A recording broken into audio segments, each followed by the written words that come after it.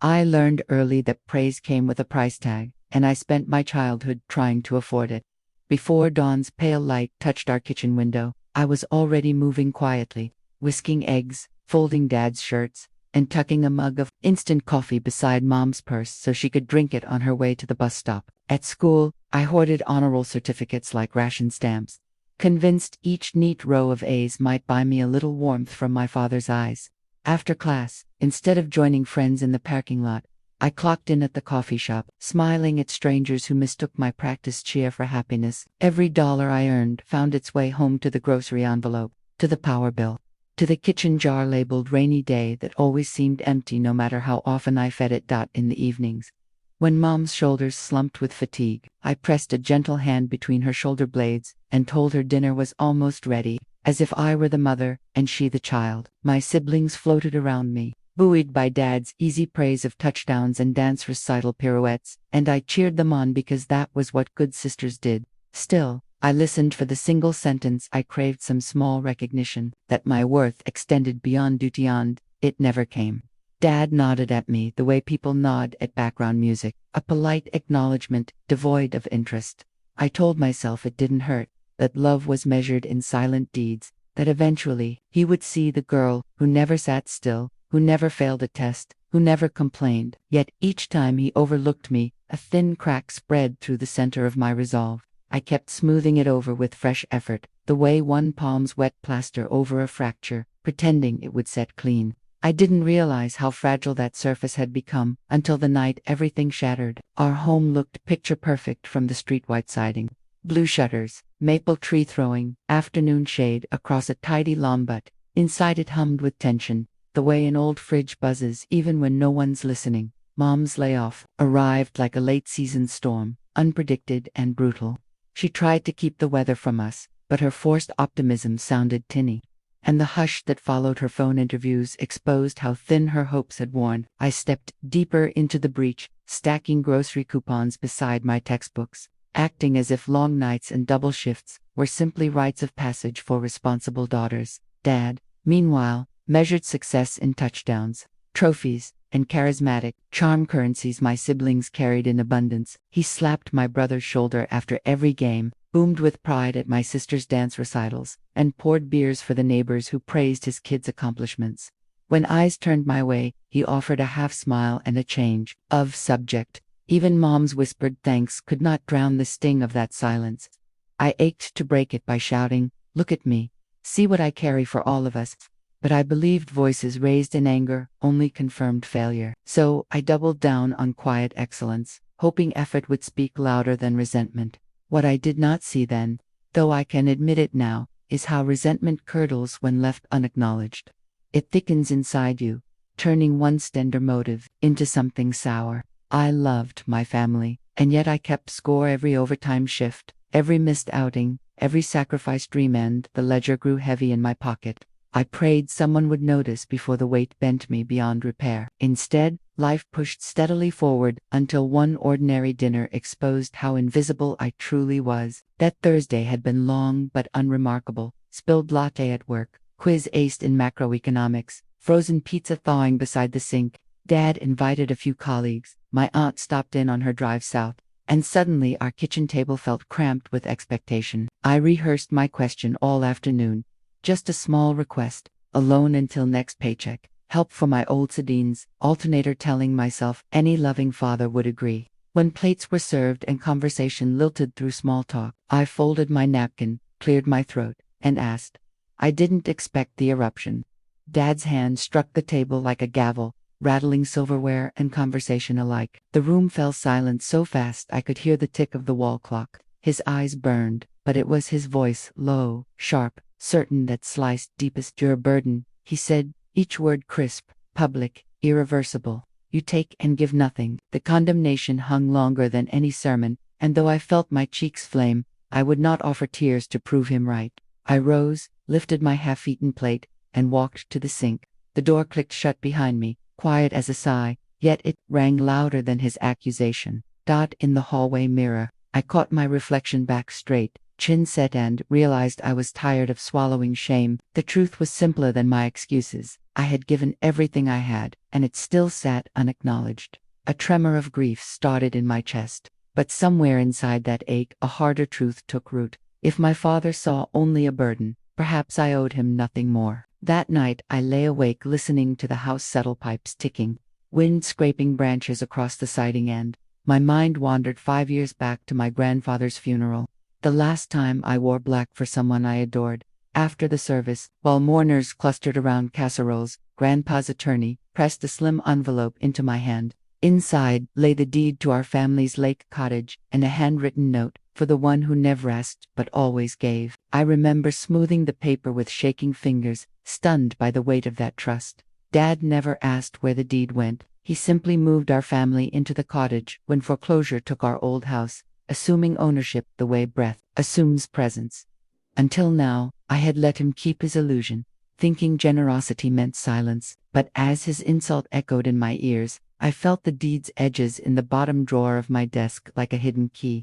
The realization unfurled slowly. The very roof over Dad's head rested on property that belonged to me alone. Grandpa had seen what my father refused to see, and he had armed me with the proof. The betrayal wasn't mine. It was his taking comfort built on my name while dismissing my worth. That thought steadied my hands as I rose from bed, found the deed, and reread Grandpa's looping script under a lamplight glow. I pictured the cottage's peeling paint and sunlit porch, and for the first time I saw possibility instead of burden. My father's words had tried to shrink me, but Grandpa's ink reminded me I had always been larger than his narrow view. Morning arrived, wrapped in ordinary sounds: alarm buzz, kettle whistle, but nothing felt ordinary inside me. I brewed coffee, packed my siblings' lunches out of habit, then slipped the deed into my bag and caught a bus downtown. My palms sweated as I climbed the courthouse steps, but resolve kept my feet steady. At the records desk, I confirmed the title and my name, each stamped page reinforcing a new narrative. I was not merely dutiful, I was legally empowered. With documents certified, I stepped back into bright daylight and dialed a real estate attorney whose number I had copied hours earlier. My voice surprised me, clear, unwavering, as I asked to schedule a consultation. Between shifts that week, I researched listings, zoning rules, and market trends, piecing together a plan as methodically as I once balanced our family's grocery receipts. Each fact I learned felt like mortar between bricks, building walls strong enough to hold my future. Doubt visited me in quiet moments, visions of my mother's disappointment, my siblings' confusion, but I remembered the sting of being called a burden and let the memory harden into steel. I was done apologizing for needing help when I had always provided it. One night, after closing the coffee shop, I stood alone amid the smell of roasted beans and cleaning solution and whispered aloud what I intended to do. The words sounded radical and right. I felt the tremor of fear, yes, but beneath it pulsed a fierce peace, the kind that comes when you finally choose yourself. And choosing myself, I realized, didn't make me selfish. It made me whole. The weeks that followed were a marvel of secrecy and purpose. I met the attorney during lunch breaks, signed listing paperwork in borrowed offices, and answered agent calls during supply runs, all while maintaining the veneer of the compliant daughter my family expected. Each interaction sharpened my confidence. The attorney's calm explanations, title insurance, closing timelines were a language of control I had never been taught. I devoured it, hungry to replace the vocabulary of servitude with that of ownership. On nights when fatigue threatened to unravel me, I reread Grandpa's note, tracing the curve of his handwriting to remind myself this path was paved by his faith in me. I thought of Dad asleep beneath my roof, and let the irony strengthen my resolve. Still, guilt tugged at me like a loose thread. Was it cruel to pull the ground from beneath my mother's feet? But then I remembered how my own ground had been pulled, how I had stood after each tumble and kept giving. This time, I whispered, the fall would not be mine. I stored every signed form in a locked box at the back of my closet, a hidden archive of liberation. With each document, I felt a knot inside me loosen, as though I were untangling myself from years of unnoticed sacrifice. I began to envision life beyond our small town, picturing apartments with light-soaked windows where silence was restful, not punitive, and I held fast to one guiding truth: quiet resilience is not weakness, it is the still water that cuts stone.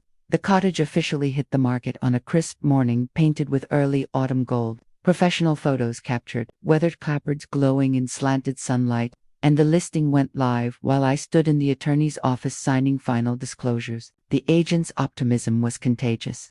She predicted a quick sale given rising lakefront demand, and I nodded, my mind already leaping 60 days ahead.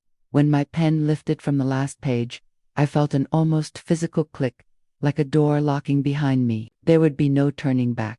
Walking home, I noticed details I had ignored for years: the sag in the porch railing, the paint peeling near the gutters, the tired hydrangeas struggling beside the steps. This was my parents' reality, built on the assumption of permanence, and I was about to append it.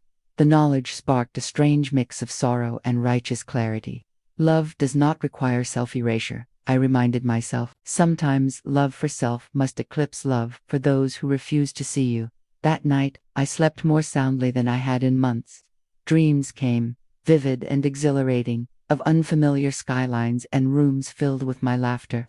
For once, the future did not feel like a weight pressing me into the floorboards. It felt like wind at my back. When morning arrived, I folded the blankets, brewed coffee, and smiled into my mug, tasting a freedom that had no bitterness. Exactly 3 weeks later, I was folding towels when I heard the mailbox clang. Dad shuffled through the mail at the kitchen counter, casually tearing envelopes, until he reached the thick packets stamped with my attorney's letterhead.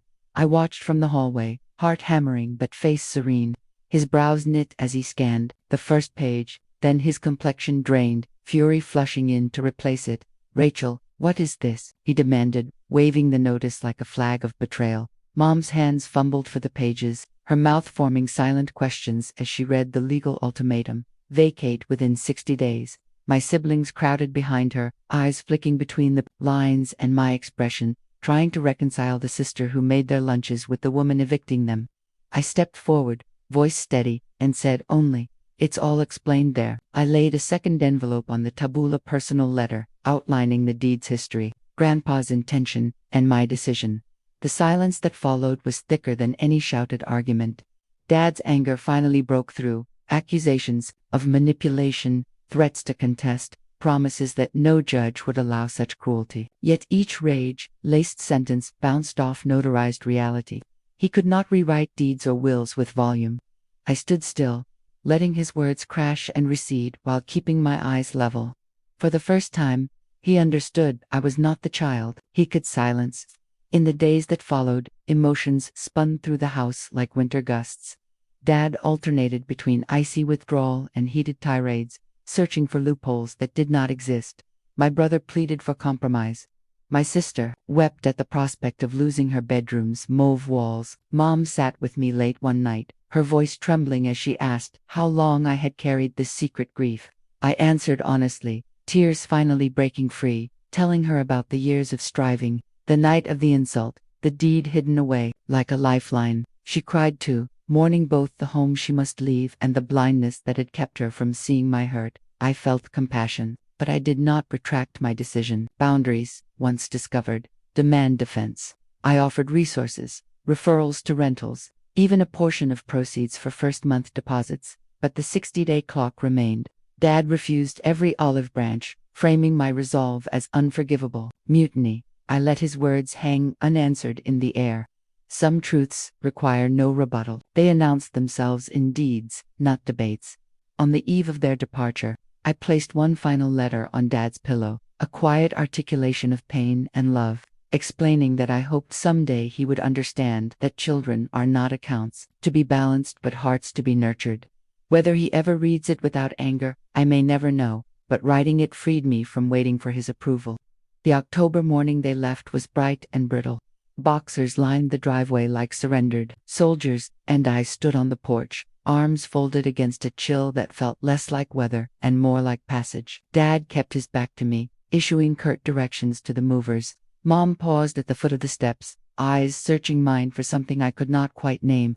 I pulled her into a hug, whispering that I loved her, that I would always answer her calls, but this step was mine to take. She nodded into my shoulder, then climbed into the car. When the last vehicle disappeared down the street, I exhaled a breath I'd been holding for years.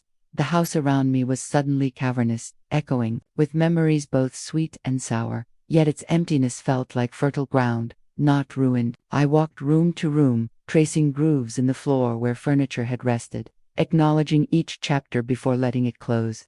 By dusk, I locked the front door, slipped the keys into an envelope for the buyers, and left them on the mantel, one chapter sealed, another open.